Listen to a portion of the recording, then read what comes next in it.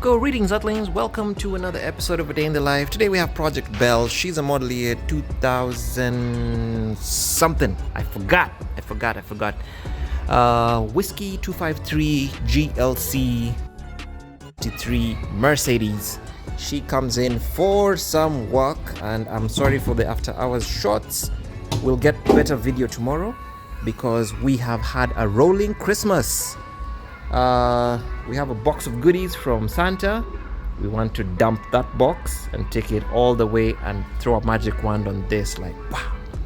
And then hopefully we'll be able to achieve our 6033 horsepower to the front wheels. Anyway, lots of housekeeping scheduled for this. We'll be managing to do some cleanup as well on the charge cooling, check on the turbines, check on the engine cooling system in general, and just run through all the operational components, if I may say, just to make sure that she's a happy, healthy girl.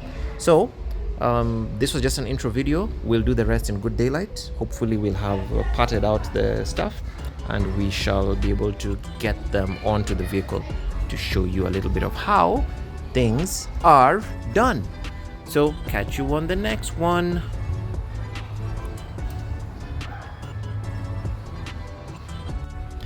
Welcome back to studio. Here we are. I couldn't sleep, and I know it's not daytime yet, but this is probably the best time for me to be working because it's quiet, phones are silent, the internet is peaceful, everything is good like it's supposed to be. So just proof that engineering has got to the level of madness. The amount of power packed into this engine bay is just absurd. But that comes at a cost, especially for us service crew. Because as you press on your throttle and get 600 horsepower at the drop of a hat, anytime something goes wrong, we just hate you guys. We totally hate you. Reason is simple. The cooling system on this engine is so complex, just removing one item nearly means disassembling the whole thing. Allow me to demonstrate.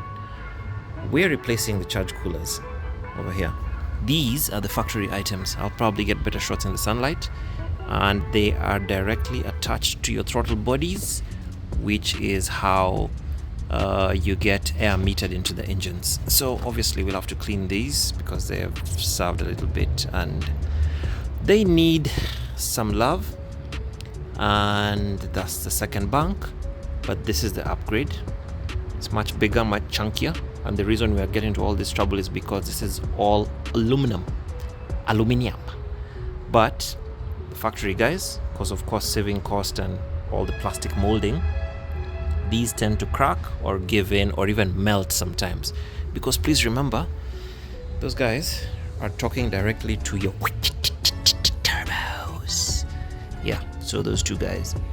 So inlet turbo feed goes in, magic happens, comes out hot, like hot. So that heat sometimes can melt the header tanks that you see over there, and that is why we are changing these guys. So good upgrade recommended if you have one of these V8 twin turbo, twin windmill, twin fan, twinning is winning engines. You should consider that. But now the access point of this is where the trouble begins. So first things first, of course, remove all the charge cooler, coolant reservoir, hosing, pipes, push everything to the side like this. Harnessing, it has a brace that needs to come out.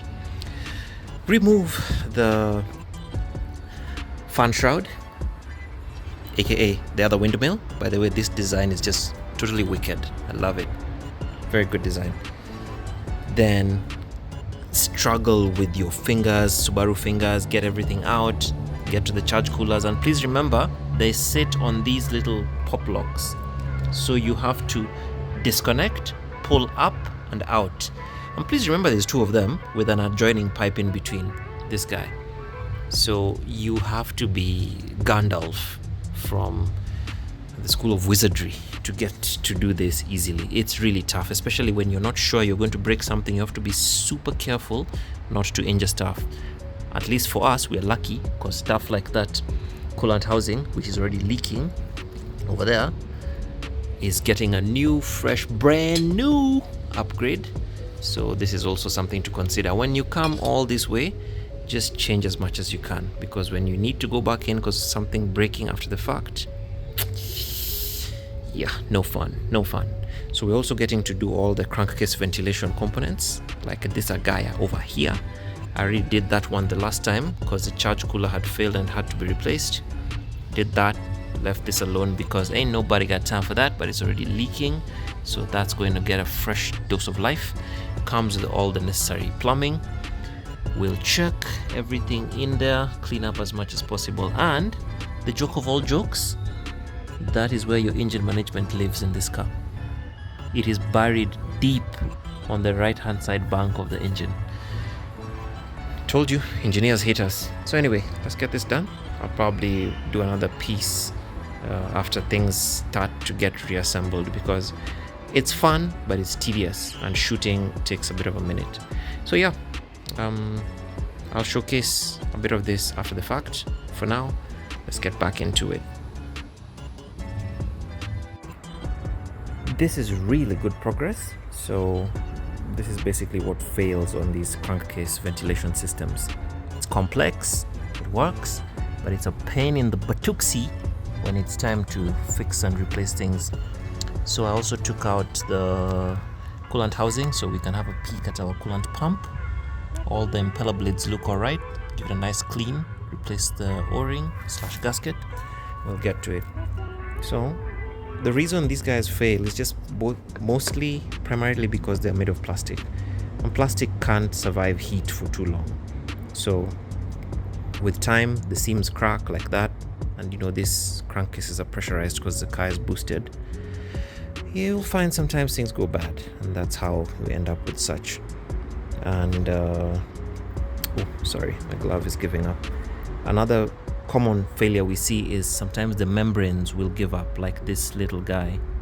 It'll give up and then either get a tear or start to sweat on the side, and then now you start losing pressure, causes all manner of crankcase ventilation issues like misfires and unmetered air. Yeah, so this is the replacement. Of course, if the manufacturer was to make this in all aluminum, it would be much more expensive, but it is already expensive because it's just one of several millions of parts that need to make the engine run. Yeah, so we're going to do these two guys. We're going to do the coolant housing, quick comparison for you, and then we are going to do, this was actually delaminating already, so it's good we got in here in time, because that could have been a pain in the butt. Yeah, so change the seal on that. It's pretty nice, pretty good stuff. Clean up, install, pre-test, get the heck out of Dodge. Yeah, so the reason your European cars are expensive is because, one, for a simple piece of kit like this on a Japanese, you'd probably have 2 components. For this guy, you probably have the same system having 8 or 9 components. And 2, they're hidden away so deep, service crew like us have to dig in for hours. This is literally day 3 of trying to get to this, because you have to take your time. If you don't have a part, you need to be careful with it, because if you break that part, then you need to replace it or repair. So typically we just first of all let the engine cool down, assess, inspect, check, see what's a high risk component, see what's not, and then start to replace item per item. As we move along, we make discoveries. When we make those discoveries, we start to pre-order parts, because like some of these things will fail regardless of how careful you are. Yeah, so that's usually it. Little things. For example, this is the auxiliary switchover for the cooling system for the charge controller. I need to move these lines beneath it in order to get access, to remove that hose, to get access to the charge coolers, to get access to all these things down here. So my primary job is whatever is down here, but I need to touch that guy in order to get access. Then what happens is that guy breaks. Now my whole job is messed up. That's why maintenance is kind of expensive for these cars. But if you take your due diligence, if you do your due diligence and care for them well enough, you'll be all right. Of course, you have to also have proper service crew who will take care of you in the right way. So I think the next thing will just be to get it done and share with you the architecture and the art of it installed. Wish me luck. The replacement crankcase hardware is in place. It's time to do the coolant stuff. So I'll twist you a little bit here because I need us to talk about something when doing these sorts of jobs. So for me, I typically just find as sharp a blade as I can to get out all this dried coolant. You could rinse it out as well, but it doesn't always come out because it's been heat treated. It's bonded so well to the surface over the several thermal cycles that you have to first of all scrape it out. Yeah, so what you do is just get the hard chunks out, and then once the unit is in place, because we're avoiding contaminating the insides, that's why I've stuffed it down there, you could always just rinse after the fact, after the hardware is in place. So yeah, toothbrushes work great all the time. And again, that's what I was saying, this stuff takes a minute. It takes a long time to just get one job out of the way. So just be patient. I always advocate for my fellow service crew. Be patient with us, please. Sometimes a job takes long, but it's because we're doing it right so that we don't go back. Can you imagine trying to remove these charge coolers again after you discover a leak because you didn't replace a gasket to something that is worth 2 cents? Yeah, not cool, man, not cool. So yeah, that is us for the next half hour. We're at the point of checking and comparing. So this is the factory unit, this is the aftermarket unit. You can clearly see the differences in the fins. This is called a bar and plate design for the cooler, aka heat exchanger. You can typically see how large the aftermarket ones are in comparison to the factory ones. So this is technically more efficient because it has smaller fins and that increases the number. So with cooling, you always want volumetric efficiency. This one will allow more flow for quote-unquote faster boost, but it may sacrifice some cooling. So that is why they make it larger. So just to check real quick, the thickness, this very not scientific test, that's about 84 mil. If I compare to the aftermarket one, you can already visually see the difference. So let's extend it out to, that reads just about 110 mil. So it's considerably larger. So efficiency should improve, but the only one thing I don't really like about it too much, put these guys away since we are still work in progress. The only thing I don't really like about it too much is the coolant port. So obviously your charge air goes through the other side, comes out here because this is where the throttle body sits, and then you have your coolant running through this port. So if you can look closely, there's not much of a distance between the threaded insert and the bar and plate. That means coolant will be sloshing. There'll be quite some turbulence there as it tries to go in, compared to the OE unit where there's a lot of room. There's a lot of room between the interface and the bar and plate. You can actually see my stud go in there. So those are some of the small things I would say in terms of efficiency and looking at the larger picture. These aftermarkets don't really consider, or maybe they're just limited because of space constraints and things like that, which is fair, but also they make up for it by just, brute forcing their way around stuff. Yeah, so let's test and see. It came with its own special hosing, which I'll have to check. And something interesting I found is that throttle bodies are different batch numbers or different batches. So these guys always come with a production date, which I really like. This one is made in the year of the Lord 2019. That's the number 2019. That's June 7th at 10:37. This other guy was made in 2024 February 28th at 2000 hours 08. So that's interesting. Same vehicle, different part numbers, different batches, maybe not part numbers, different batches, or perhaps this got replaced at some point. We don't know. That guy would be the younger one, so it would be the one to be replaced. Yep. So interesting things, interesting findings. Yeah, should be fun. Let me just put this guy together. I already cleaned this throttle body, nice and shiny. This other guy is pending disassembly and cleaning, so we shall do that. I'm a little worried about how much dirt was going through, but I also know that it is possible that the car was not in its best state. Belle was not in her best state, so maybe that's it. Alright, let's put this guy back together. Test fit, retrofit. I've rinsed the place because there was so much coolant all over, so that should be nice and shiny. Alright guys, a little bit tired, but maybe we just finish this, go for the home run. Your Honor, I'd like to represent my client, the service techies who are installing aftermarket parts, and our defense is that they take long for a reason. This is one of them. So this is the pressure sensor that is supposed to go in to the charge cooler. Part numbers for anyone interested. They did give us a hole. They did give us threaded fastener slots, but I did try as much as possible to push this in. I am going to break it. It won't budge. I have lubricated the O-ring. It still won't budge. And I'm suspecting the hole is just a tiny smidge virgin. So I thought maybe something's wrong, doing it wrong. Put it back on the factory unit, and it simply clicks in, even with just finger strength.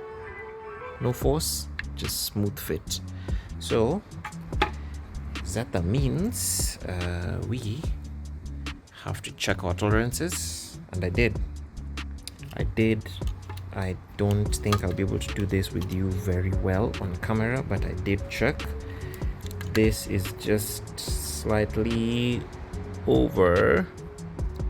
Oh, the shadow is in your way. You guys will not see very well, but it's just about 7.2 maybe. This is not my more accurate vernier, but it's just about 7.2. And this other guy over here, let's see, it comes in at a whooping. Again, shadows for you guys, but trust me when I say it's a dead 7. So that 0.2 of a millimeter is what's giving us this grief. How do we correct it?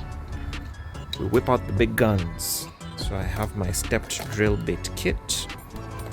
We are going to take careful measurements, and I will probably use the slim beans just to bore it out slightly, and I'll do it upside down so that I don't have any fragments falling in.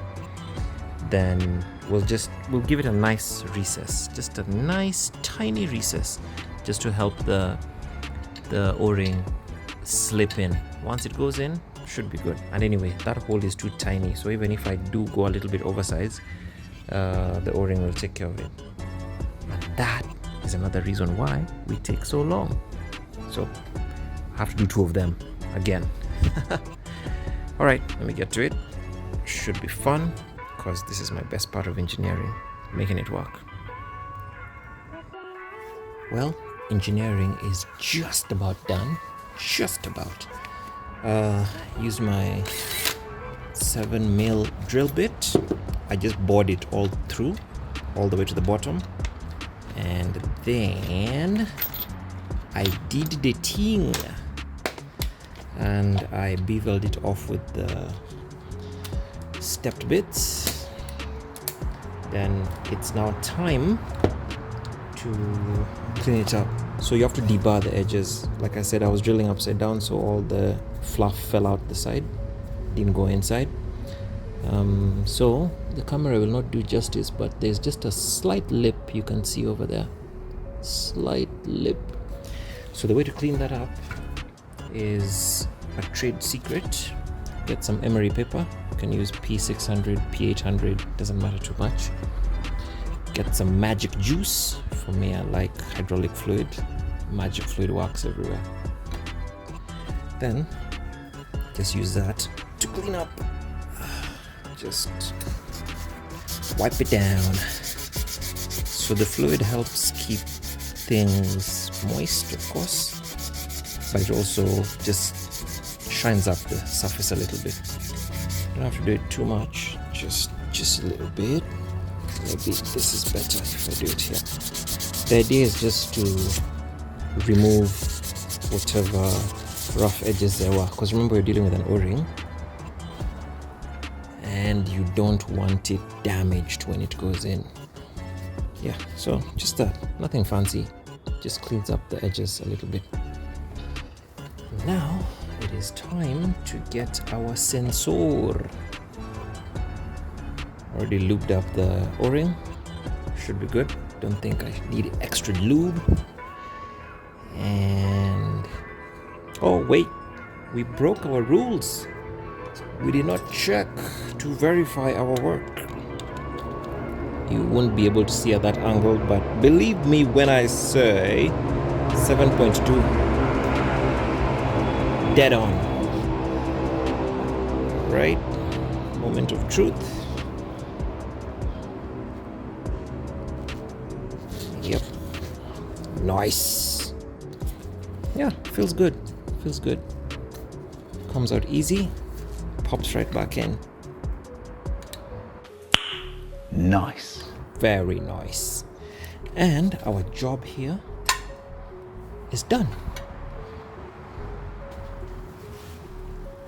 Multiply that by 2, and we're happy campers.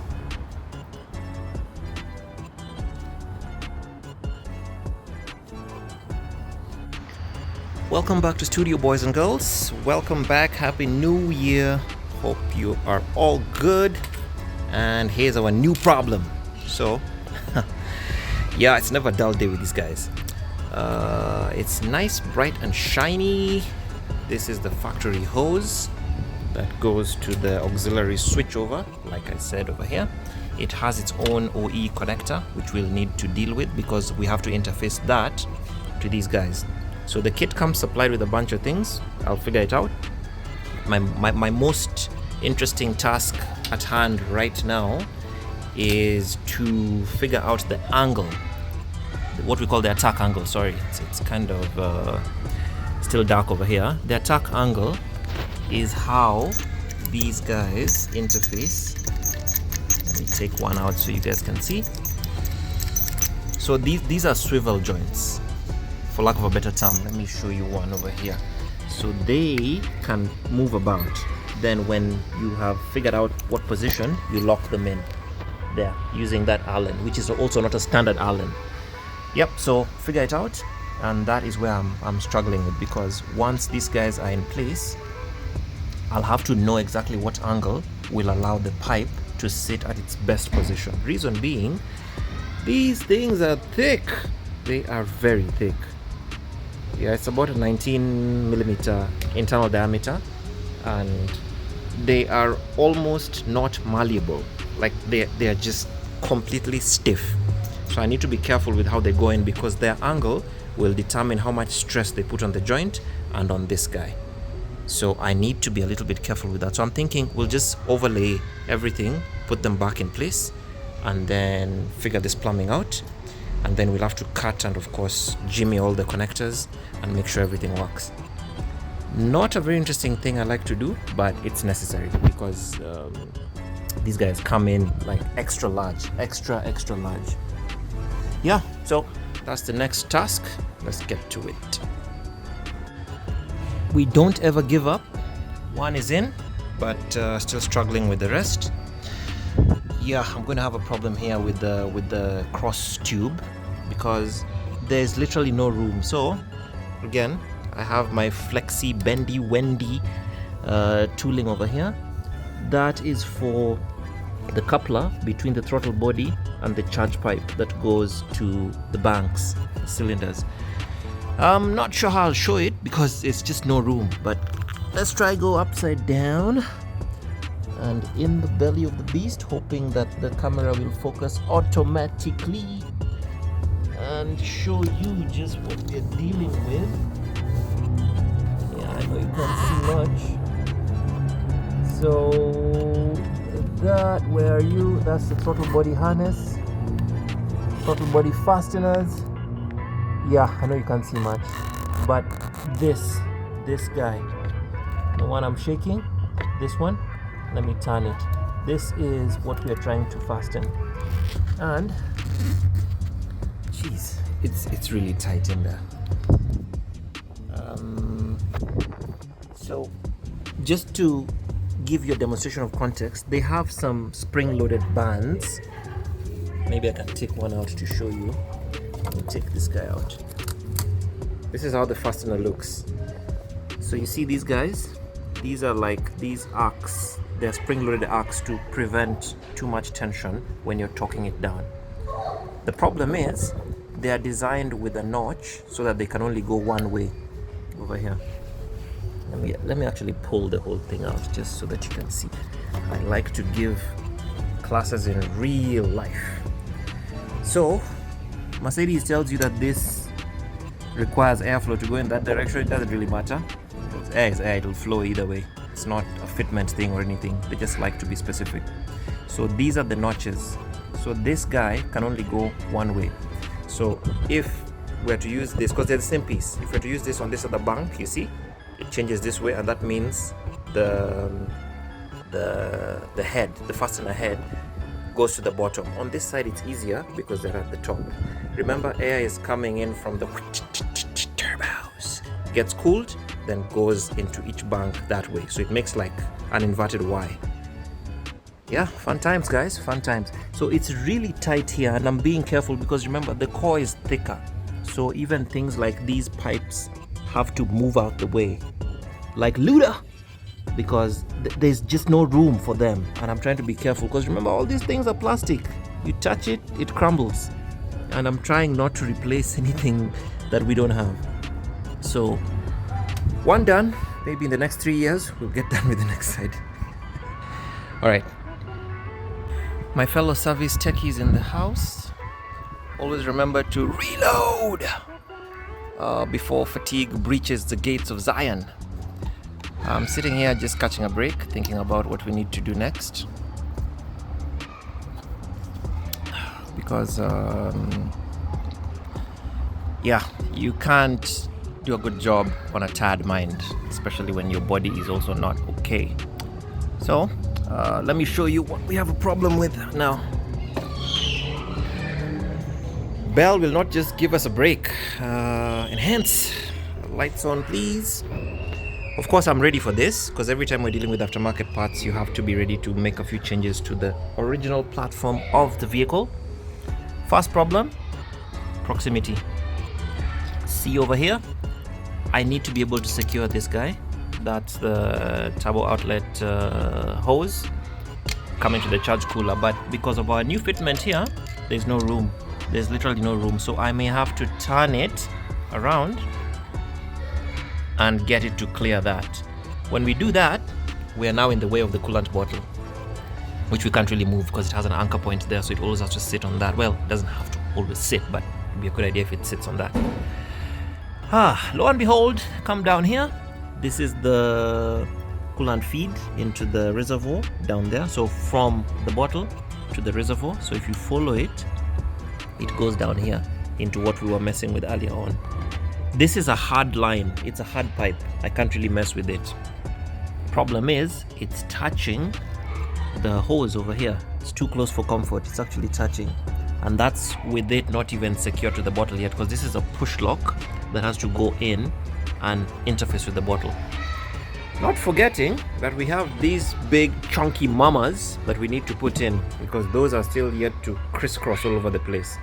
So for now, I've also retrofitted the dump valve. These are going to have a V-band sort of locking mechanism. Let me move that guy out of the way so you can see. So they get where is it? These guys. It has a V-band that'll basically clamp around it. But because we're having so much space constraints, I want to be careful, just retrofit everything before we try. I liked these other guys. They were just a direct bolt-on to the charge coolers before. Man, this guy was really taking in the dust, eh? I'm going to check whether the elements are okay. Yeah, so as is usual, these are never a straight fit, and it's aggravating at times, but most times the results are worth it. When you are bombing down the highway at 6,032 horsepower, you'll forget all these problems. Yeah, so let me try figure this out. This is my worry, because this is a hard pipe. I may not be able to modify it. If worst comes to the worst, we chop it, put a clamp on it with a rubber hose, because I need it to be hard on this side in order to interface with the bottle and to interface down there. Other than that, I think we're pretty much okay so far. So let's see how it goes. People, believe it or not, we are at the point of decisions. So what you see here are what we call the cable guides or the cable trays. They sit on both sides of the bank like that. Yeah, I forget how that one goes, but yeah, they do sit on these sections. Yeah, that should be the cover there. They sit on the sections over the charge coolers to protect this harness. Problem is, now we have some big boys in there. We have no room. I don't know yet how this will fit, so for now they go in the bin until further notice. What we do have an issue with though are the air boxes. Now we kind of need those for freshening up our breath. Yeah, these pipes are chunky, and I'm just trying to figure out. Everything is basically being dry fit, so nothing is in place yet. You can even see some missing hosing there, this guy. So nothing is in place yet. I just want to see how to dry fit and ensure that everything goes back in line, because remember, like I was telling you about how to, where's my screwdriver so I can show you guys. These guys, a decision as simple as the placement of a clamp can determine whether or not you'll have a bad day, because this guy is too close to this guy, and this guy will be touching that guy, which is the airbox. So you kind of need to think about everything beforehand. So I'm trying to place the coolant bottle, because this guy will need to come here. Where is it? Here. And then they supply very chunky hardware. I don't like this fitment, but I understand why, because they would have machined bits for this specific vehicle if they know this upgrade kit is for this vehicle. Yeah, so what we are doing now is to get our magic marker pens. Let me use amber if I can, because I want to place it such that I'll adjust the height of this guy, mark it so that the airbox will not touch it, because obviously when the engine is moving about, when it's operating, it moves about, and I don't want abrasion injuries, because I already noticed there's an abrasion injury here on the coolant line. I don't remember what was touching it, but I'm going to take care of it. So over long enough, those abrasion injuries can cause something to puncture through. We don't want that. So let's see whether I can just get to mark this, just a little dab to help us know what point will be. I can't do this guy with you guys. I want to know what point we'll be adjusting that. Then, because I need to tighten it after the fact.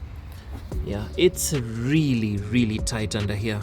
I'm still not sure how I'll do this, but we gotta try. So this is just a visual assistance to know what goes where. Just a little dab, like a marker, index marker, and then I'll have to repeat this task, remove everything again, tighten the two guys because I have two more here. So this guy will have a connector that will go there, and this guy will have to wait for the radiator shroud to go back in, and then also another connector to go in there. Yeah, so fun times. And like I said, the whole reason we're doing this is to avoid thermal fatigue. You can see this guy was already melting, getting the exhaust from the turbos. The good side looks like this. It's not so great, but it's better than this.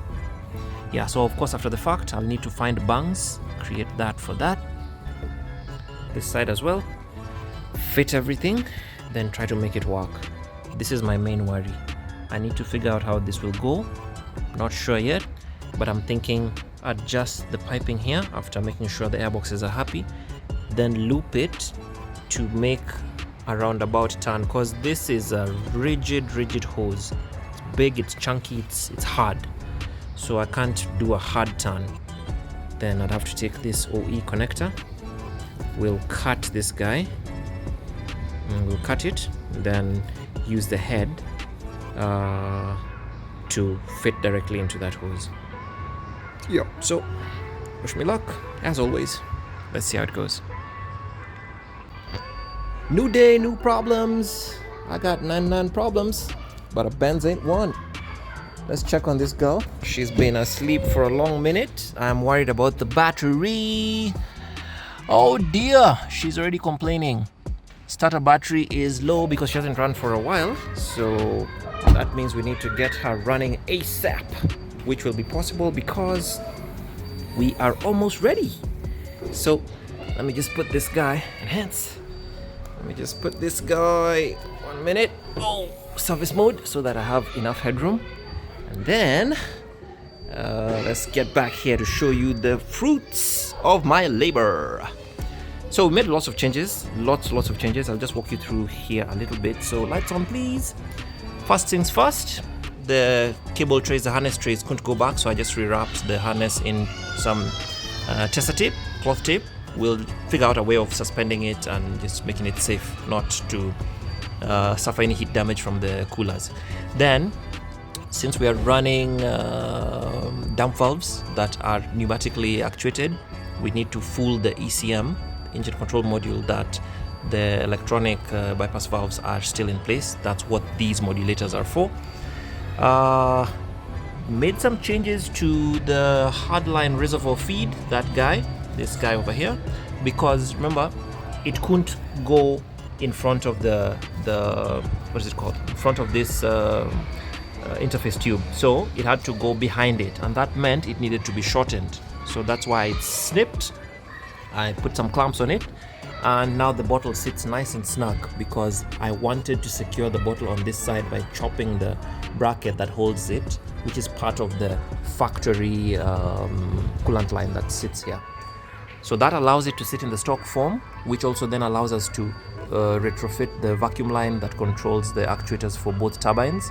That needed to be replaced with a silicone coupler because, again, the plastic molded line could no longer fit with the charge coolers in place. So that guy comes from there all the way down there. So it's sheathed so that it's shielded also from abrasion bands and stuff. Yeah. Other than that, just some slight concerns with room. We don't have so much room there between the crankcase tubing and that coolant coupler. That guy goes all the way and joins up with this Y piece over here, which then needs to interface with the bottle. So this is going to go there. Not yet done because I'm still prototyping. Then, like I complained, these lines are pretty hard, so I had to loop it all the way around that way in order to de-stress it. That allowed me to add a hard line in place with a joint, or rather with a bend, then couple that to the factory line which we snipped, and then joined that to the union here. And this is important because the engine will tend to move as it's working, so I need to make sure there's lots of room in between all the moving bits. That's why I'm taking all this time to just assess and check. So slight problem we had here. The hosing worked out well. It joined up okay, but I think there's a problem with this joint. I'll find out whether it's leaking because I torqued it in. It's at maximum travel, but it's still moving. There are O-rings both sides, one on this and one on this side, but I'm suspecting it's not properly bound because this other guy is pretty tight, and I just torqued them in just about the same way, so it hasn't moved.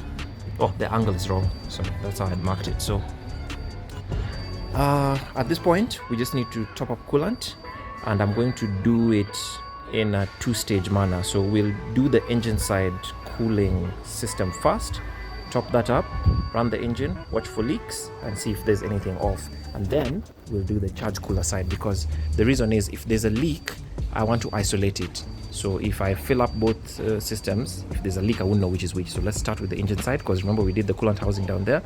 We need to run it to temp, make sure it's okay, and then after that we can figure out whether we can go on the road and check on our twin turbines as well to see that they're spooling and running okay, and then from there we should be all right. So I'm really happy that this went relatively well for the most part. Nothing broke. That's a win for me. Even if nothing works here, nothing broke. That's already a big win. So let's get to that and then we shall check what next.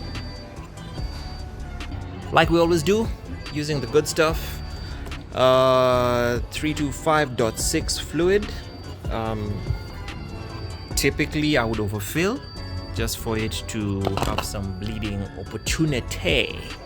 So let's get in the cabin. We need to start this girl because she is likely to cause a fuss about that battery. I hope she starts.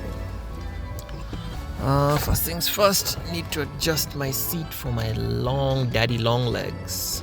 Oh wait, is my preset still there? I think so. Yes, it is. All right. Foot on brake.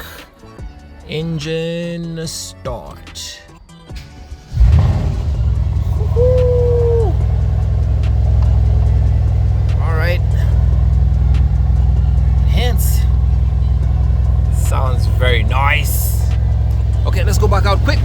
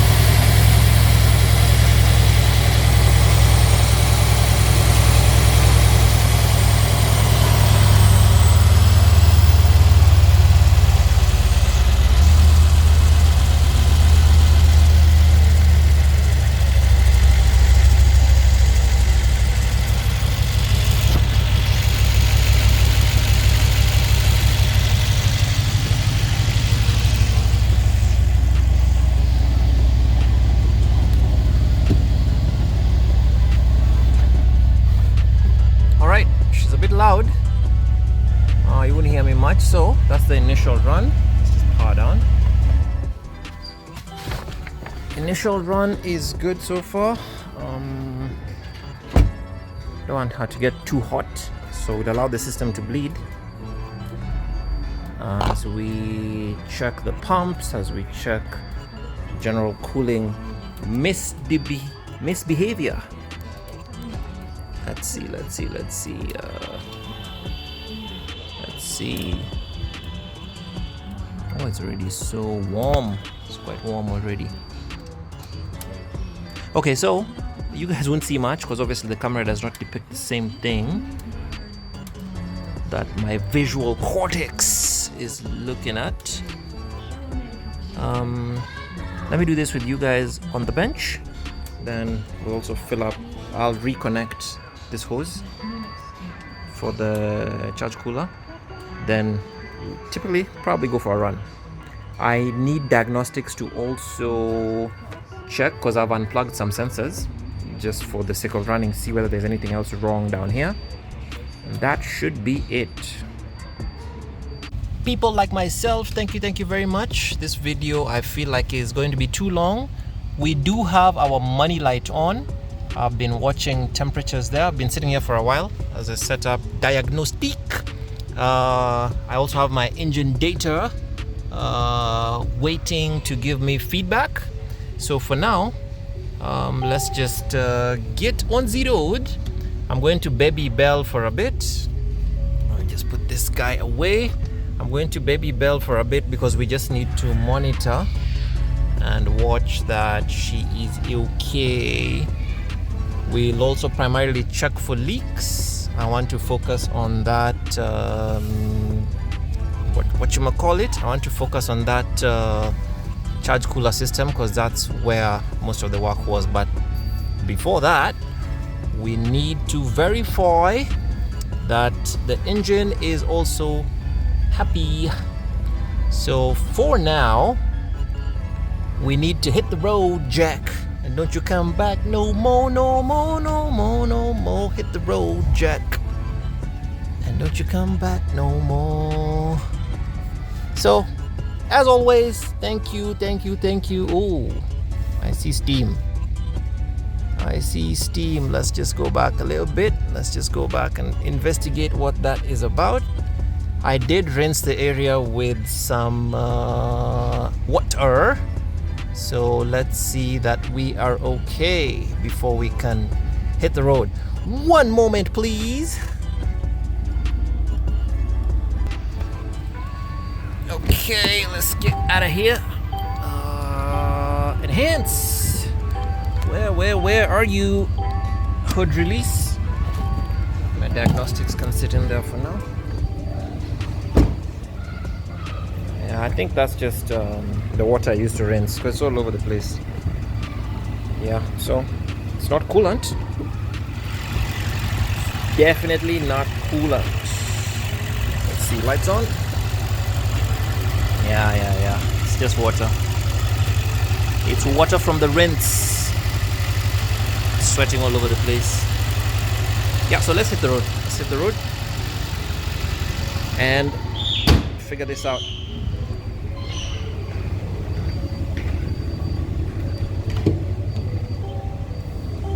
Always good to take necessary caution and see what's up. Okay, thank you. Sorry, somebody came to see the president of Kingston, which is none other than myself. All right, this is going to be a dark ride. No money shots for you today. How's it off? So let's be Jack. Hit the road, see what's up.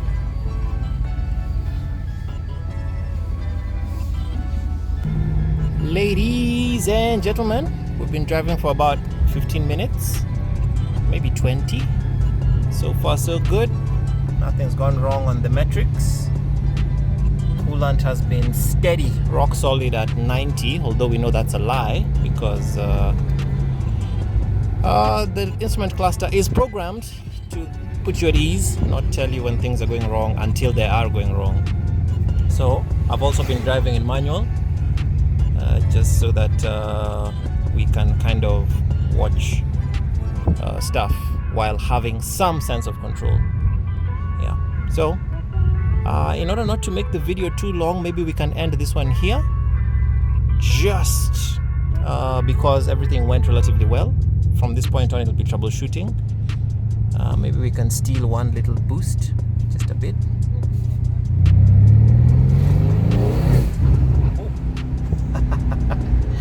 Don't do that, kids, don't do that.